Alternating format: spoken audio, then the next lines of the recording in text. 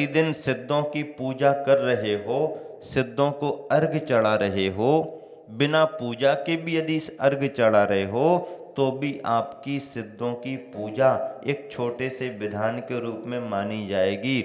और यदि पूजा नहीं भी कर रहे हो और यदि आपने नमो सिद्धानम भी कह दिया तो भी छोटे छोटे रूप में उन भावों से सिद्धों की आराधना ही मानी जाएगी। सिद्धों का स्मरण करके नमस्कार करना भी सिद्धों की आराधना है। सार तो यही है। अब विस्तार जितना करना है तो करो। 8 दिन में ही विधान पूरा कर दिया जाए ऐसा भी नियम नहीं है। नहीं, 8 दिन से आगे बढ़ ही नहीं सकता है। किसने कहा कि नहीं बढ़ सकता? तुम्हारे पास जितना समय हो हम उतना बढ़ा देंगे। 1 महीने बढ़ा दोगे, आप तैयार तो हो? 2 महीने बढ़ा सकते क्या? आप तैयार तो हो? कम दिनों में कर सकते क्या? उतने गुणों की पूजा आप करो बस। अब कम दिनों में करोगे तो एक्सप्रेस गाड़ी से करोगे, स्वाहा स्वाहा स्वाहा स्वाहा स्वाहा स्वाहा। अरे सांस तो ले लो पहले, स्वाहा स्वाहा स्वाहा स्वाहा तो स्वाहा स्वाहा करने में अरे थोड़ा फिर आराम आराम से कर लो। फिर आराम आराम से करेंगे तो टाइम ज्यादा लगेगा। तो भैया अब टाइम लगे तो लगा दो, इतना टाइम हमको है नहीं, हमको तो शॉर्टकट करना है। तो चलो 8 दिन में कर लो, 8 दिन से भी कम 4 दिन में कर लो। तो 4 दिन में और स्पीड बढ़ाओगे, 1 दिन में पूरा विधान कर ले। 1 दिन में विधान कर कैसे करोगे भैया? हमको तो समझ में नहीं आ रहा। नहीं नहीं, हम तो सुबह से शाम तक कर देंगे। तो सुबह से शाम तक कर सको तो कर लो। नहीं, आकुलता के साथ में नहीं करना। अर्घ चढ़ाने में उस भाव से जुड़ने में समय लगता ही है, और उस भाव से जुड़ करके करेंगे तो विधान करने का आनंद भी आएगा। विधान करने का आनंद यही है कि परिणामों में शांति हो, अनुकूलता बने, और जो आप पढ़ रहे हो या जो आप चढ़ा रहे हो उसका भाव थोड़ा ना थोड़ा, पूरा तो सभी को आ नहीं पाता है, थोड़ा ना थोड़ा स्पर्श तो होना चाहिए। कि जल चढ़ा रहे हैं तो जल पर ध्यान तो जाए। आपने जल उठाया नहीं, चढ़ा नहीं पाए कि चंदनम निरपामती हो गई, अब तुम भूल ही गए जल, अरे चंदन बोल दिया। अब जब तक तुम चंदन लेके तैयार हुए वहां अक्षत ही चढ़ गया, अब तुम पकड़ ही नहीं पा रहे गाड़ी, तो फिर तुम्हारा उपयोग नहीं लगेगा। इतना स्थिर उपयोग सबका नहीं होता है। जो स्वाध्यायी होते हैं, जो अभ्यासी होते हैं, वो फिर भी कर सकते हैं। लेकिन साधारण गृहस्थ मन चंचल रहता है, मन में स्थिरता नहीं रहती है, बैठने का अभ्यास नहीं रहता है। आधा 1 घंटे 2 घंटे बैठना हो तो फिर भी वो हिम्मत करके बैठे। मान लो लगातार 5-6 घंटे बिठाल दिया तो उसको तो नाना नानी याद आने लगेंगे, खाना पीना याद आने लगेगा। तो भी संकल्प लेके यदि बैठता है तो भले याद आए पर वह छोड़ता नहीं है। यह भी उसकी एक विशेष दृढ़ता मानी जाती है। पर अभ्यास ना होने के कारण लंबे समय तक बैठना उनको असुविधाजनक महसूस होता है। जो अभ्यासी हैं उन्हें तो अच्छा लगता है, मन लगता है, लेकिन सभी अभ्यासी नहीं होते हैं। फिर उसी तरह से लोग बैठते हैं मन बना करके कि भैया देर तक बैठना पड़ेगा, तो उस तैयारी से बैठो। अभ्यासी हो या नहीं हो, मन तो तैयार कर ही लेते हैं, फिर बैठ भी जाते हैं। आजकल नीचे बैठने में भी तकलीफ है, अभ्यास कम हो गया है, और अभ्यास कम होने से फिर उपयोग नहीं लगता है। अब उपयोग ही नहीं लगे तो फिर पूजा पाठ कैसे करे? तो फिर उपयोग जैसे लगे, मन निराकुल जिसमें हो, बैठने उठने का कोई फर्क नहीं पड़ता है।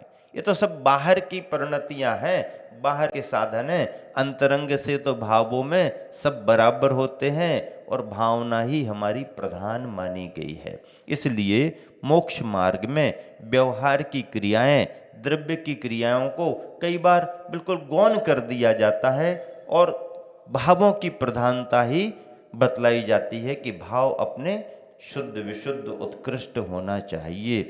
तो सिद्धों की आराधना करने के क्रम में अनेक उदाहरण मिल सकते हैं।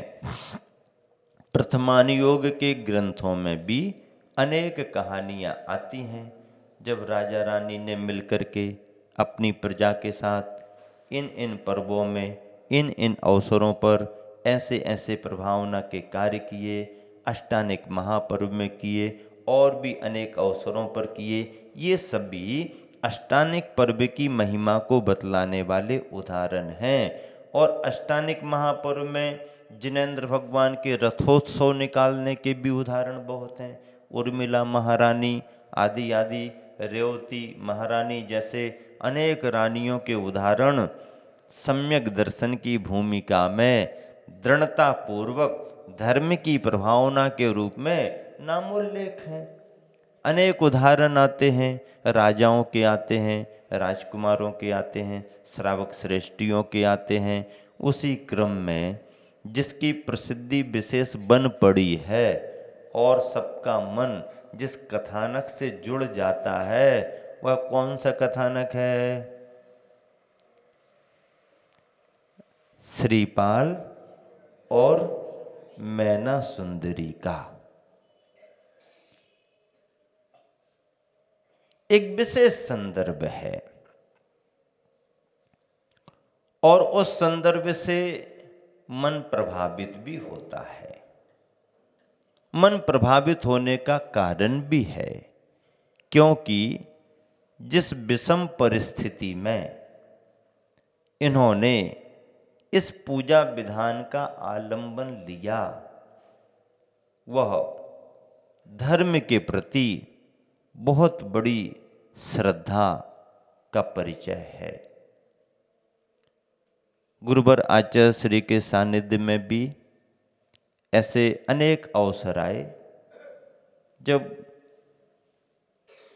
बड़ी प्रभावना के साथ विधान संपन्न हुए।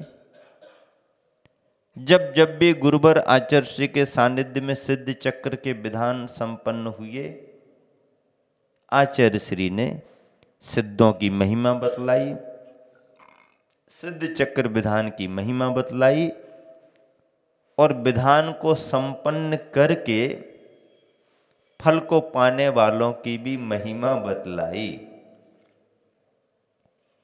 इसका मतलब यह है कि जो शुद्ध हैं, सिद्ध हैं, उनकी महिमा तो है ही, पर्व का भी महत्व होता है, करने वाले का भी महत्व होता है और करने वाले के लिए फल की प्राप्ति का भी महत्व होता है। ये सच बात है कि धर्म का कोई भी कार्य यदि हमने अपनी भावना से भक्ति के रूप में किया है तो व्यर्थ तो कभी जाता नहीं, ये पक्का है। व्यर्थ कभी जाता नहीं। फिर आप कहोगे फिर हम भी तो करते हैं पर हमें तो तुरंत फल मिलता ही नहीं, मिला ही नहीं। तुरंत फल मिले या ना मिले, व्यर्थ नहीं जाएगा। बोए गए बीज में अंकुरित होने में समय लग सकता है, पर अच्छी जमीन में अच्छा बीज बोया है और देखभाल भी आपने की है तो आएगा ही आएगा। जाएगा कहाँ? धर्म के दरबार में देर हो सकती है, लेकिन क्या? हाँ, देर तो हो सकती है लेकिन अंधेर नहीं। देर हो सकती है, विलंब हो सकता है, कर्मों की स्थितियां जल्दी नहीं टलती हैं। अशुभ कर्म भी आकर के यदि जम करके बैठ गए हैं तो भगाए भगाए भी भगते नहीं है, हटाए हटाए हटते नहीं हैं। पुण्य का उदय आने में समय लग सकता है, पाप का क्षय होने में समय लग सकता है, समय लग सकता है, लेकिन पुरुषार्थ यदि हमारा अच्छी दिशा में चल रहा है, परिणाम हमारे अच्छे बन रहे हैं, तो एक ना एक दिन उसका अच्छा फल हमारे लिए मिलता ही मिलता है। और मिलता तो है, लेकिन करने वाला अधीर भी होता है, जल्दी जल्दी चाहिए।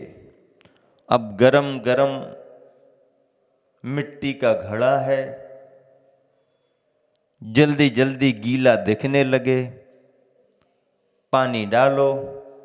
अब पानी कितना डाल रहे आप? अंगुली में लेके डाल रहे, किंच उस पर निर्पामती जलम निर्पामती और ये मिट्टी का घड़ा है, गर्मी के दिन है, तपा हुआ घड़ा है, एक दो बूंदों से फर्क क्या पड़ेगा? तो जो तुमने जल की बूंद उस पर डाल दी और घड़ा गीला हुआ दिख नहीं रहा, अरे कुछ भी नहीं हुआ, नहीं हुआ है। हुआ है तो दिख तो नहीं रहा, भले दिख नहीं रहा लेकिन हुआ है। गीला तो दिख नहीं रहा, गीला हुआ है। हुआ है तो दिखना चाहिए। इतना गीला नहीं हुआ कि दिख जाए, लेकिन गीला तो हुआ है। फिर दिखने लायक गीला कब होगा? आप डालते रहो। नहीं नहीं, हम तो एक ही बार में करना चाहते, तो फिर ज्यादा लाओ ज्यादा नहीं है हमारे पास, तो थोड़ा थोड़ा है, तो फिर समय लगेगा। नहीं नहीं, व्यर्थ बेकार हो गया। बेकार नहीं हुआ, तुम्हारा सिंचन बेकार नहीं गया, लेकिन जितनी तुम अपेक्षा रख रहे हो उतना बड़ा पुरुषार्थ अभी तुम्हारा नहीं है, तो बेकार चला गया। बेकार नहीं गया, आपने पुरुषार्थ अच्छा किया है, सार्थक हुआ है, पर संस्कार अभी और देना पड़ेगा, समय लगेगा। गीला तो हो जाएगा, लेकिन समय लगेगा। आपको उसे भिगोने का क्रम बना करके रखना पड़ेगा। इसी तरह से पूजा पाठों में, धर्म के कार्यों में धैर्य रखना पड़ता है, शांति रखना पड़ती है और निरंतरता बनाए रखना पड़ती है। एक ना एक दिन अपना प्रयोजन सिद्ध हो ही जाता है, अशुभ कर्म टलते हैं और पुण्य का उदय आता है। समय आपका हो गया है, इसलिए इन्हीं शब्दों के साथ विराम दे रहा हूँ, ताकि अगले दिनों में पुनः आपको इसी क्रम को सुनने के लिए समय पर उपस्थित होना है। प्रतिदिन अभिषेक शांति धारा के साथ प्रवचनों का लाभ मिल रहा है महावीर भगवान की। इन परंपरा में धर्म की आराधना के दो पक्षों का व्याख्यान किया गया है। एक पक्ष है बहिरंग और दूसरा पक्ष है अंतरंग। बहिरंग पक्ष हमारे को दिखाई देता है, अंतरंग पक्ष के लिए हमें खुद महसूस करना पड़ता है। इसकी व्याख्या इस तरह से होती है कि जो हमारे पकड़ में आता है वो व्यवहार का धर्म है, और जो अनुभूत किया जाता है वो निश्चय का धर्म है।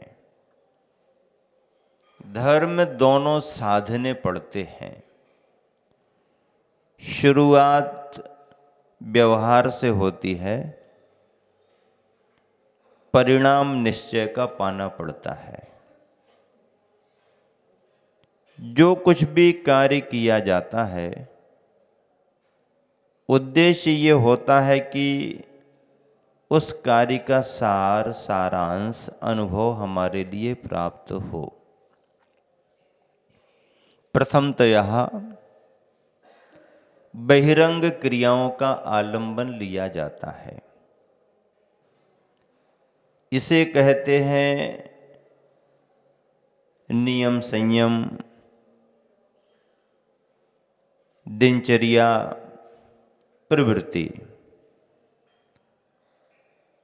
और इसी के साथ एक अपना समय निर्विकल्पता का होता है, परिणामों की शांति का होता है, विचारों में स्थिरता का होता है, शांति समाधान का होता है। ये पक्ष दिखाई नहीं देता, लेकिन सारभूत पक्ष यही है। जैन परंपरा में जितनी भी क्रियाओं का, विधि का विधान बनाया गया है, उस क्रिया को उस विधि से संपन्न करना ही पड़ता है। लेकिन सभी कार्यों का, क्रियाओं का प्रयोजन भी लिखा गया है कि प्रयोजन में क्या होना चाहिए। रात्रि भोजन त्याग किया, अच्छी बात है, करना चाहिए, पर प्रयोजन क्या? पानी छान करके पीना चाहिए, बहुत अच्छी बात, प्रयोजन क्या? प्रतिदिन भगवान के दर्शन करना चाहिए, पर प्रयोजन क्या? क्यों करना चाहिए? पुराने समय का जमाना अलग था, कह दिया, करना शुरू कर दिया। अब नई पीढ़ी, नई जनरेशन ऐसी नहीं है। उससे कहो रात्रि भोजन छोड़ो, क्यों छोड़ें? पानी छान के पियो, क्यों पानी छान के पिए? मंदिर जाओ, क्यों जाए मंदिर? समाधान करो उनका। समाधान हो जाएगा तो करना शुरू कर देंगे, और समाधान नहीं हुआ तो फिर वो तर्क वितर्क करेंगे। नई पीढ़ी पढ़ी लिखी है, तर्कवान पीढ़ी है। पुराना समय तर्कों का कम था, श्रद्धा का ज़्यादा था, आस्था का ज़्यादा था। तो पुराने समय में तो कार्य चल जाता था, श्रद्धा से चलता था। अब नए समय में, विज्ञान के युग में तो तर्क प्रधानी जीवन शैली है, चर्या है, तो समाधान प्राप्त करना। तो क्रियाओं का जो महत्व है वह करते हुए भी उसका उद्देश्य पकड़ करके करेंगे तो हमारे को उस उद्देश्य की पूर्ति होगी। सभी में वैज्ञानिक तथ्य हैं, सभी की उपयोगिता है। हम समझ पाएं ना समझ पाएं, किसी को बता पाएं ना बता पाएं, पर जैन परंपरा की क्रियाओं में, सभी में अपने आप में वैज्ञानिकता है और समीचीन उद्देश्य भी है।